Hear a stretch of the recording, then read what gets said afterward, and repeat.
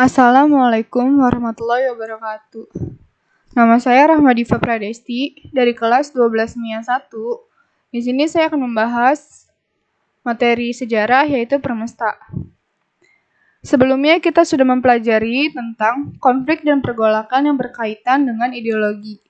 Nah, Permesta ini adalah salah satu konflik dan pergolakan yang berkaitan dengan sistem pemerintahan. Permesta adalah kepanjangan dari perjuangan rakyat semesta. Lalu, apa sih latar belakang terjadinya Permesta itu? Yang pertama, latar belakangnya yaitu perasaan kecewa dan terhina para perwira dan prajurit Divisi 9 Banteng yang telah berjuang mempertaruhkan jiwa raganya bagi kemerdekaan Indonesia. Divisi Banteng ini diciutkan sehingga menjadi kecil dan hanya menyisakan satu brigade. Yang kedua, ketidakpuasan dari beberapa daerah, khususnya di wilayah Sumatera dan Sulawesi terhadap alokasi biaya pembangunan yang diberikan oleh pemerintah pusat. Yang ketiga, karena adanya pengaruh dari PKI terhadap pemerintah pusat yang menimbulkan terjadinya kekecewaan pada daerah tertentu. Yang keempat, karena adanya keterlibatan pihak asing. Nah, di sini adalah kronologis terjadinya Permesta. Yang pertama, pada tanggal 20 Desember tahun 1956, pembentukan Dewan Banteng di Sumatera Barat diketuai oleh Ahmad Hussein. Yang kedua, pada tanggal 2 Maret tahun 1957, Letnan Kolonel Vensius Sumual memproklamasikan berdirinya Piagam Perjuangan Semesta Permesta di Makassar, Sulawesi. Piagam Perjuangan Semesta ini adalah sebuah dokumen konstitusi yang mendasari pemberontakan Permesta. Dokumen ini juga ditandatangani oleh 51 tokoh dari Indonesia Timur. Yang ketiga, pada tanggal 10 Februari tahun 1958, Ahmad Hussein melalui PRRI Padang melakukan ultimatum. Tentu saja, tuntutan ini ditolak pemerintah pusat.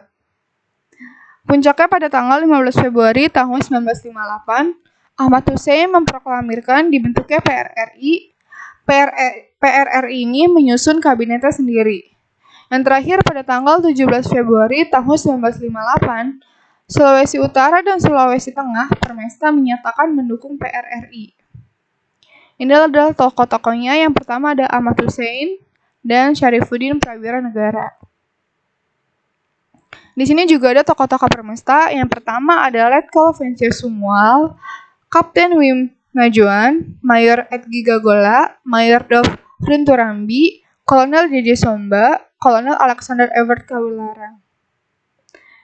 Ini adalah 3 pucuk pimpinan Permesta.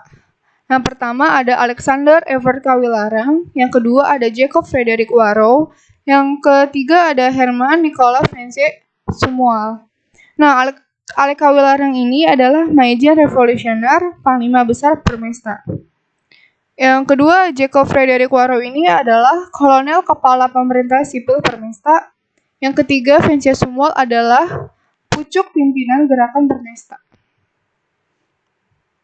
Nah, tujuan Permesta ini satu, karena tuntutan otonomi daerah yang adil. Pemerintahan pusat yang dianggap terlalu sentralis dan terlalu berfokus pada pembangunan di Jawa saja dituntut untuk memperhatikan pembangunan daerah juga. Dengan kata lain, pemerintah pusat diharapkan dapat memperhatikan pembangunan negeri secara menyeluruh. Yang kedua, membenahi konstitusi yang berlaku.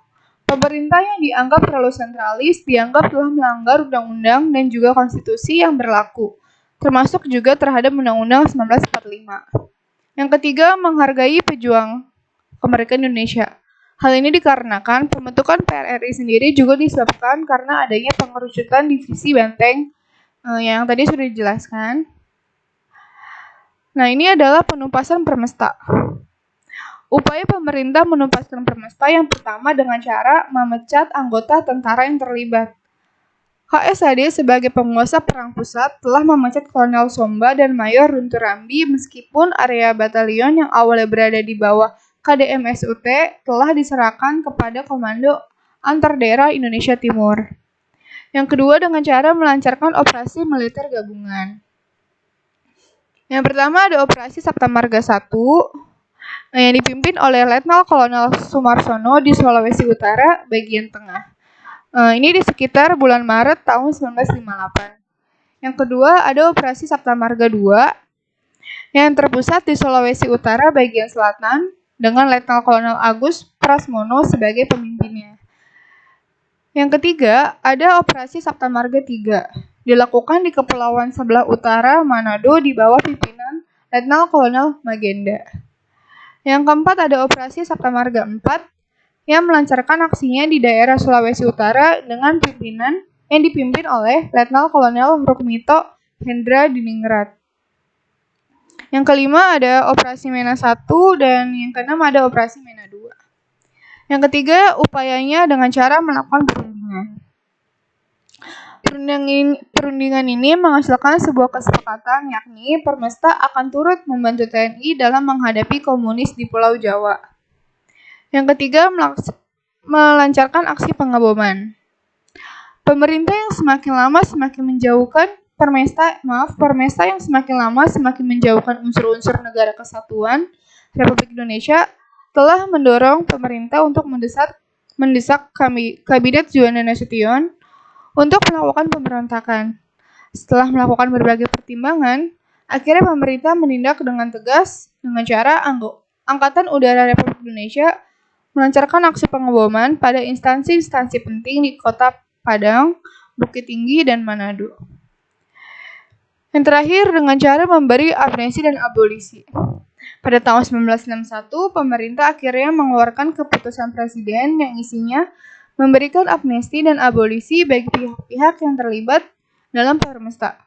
Karena keputusan ini, banyak anggota yang Permesta yang kemudian menyerahkan diri. Nah, itu saja yang dapat saya sampaikan.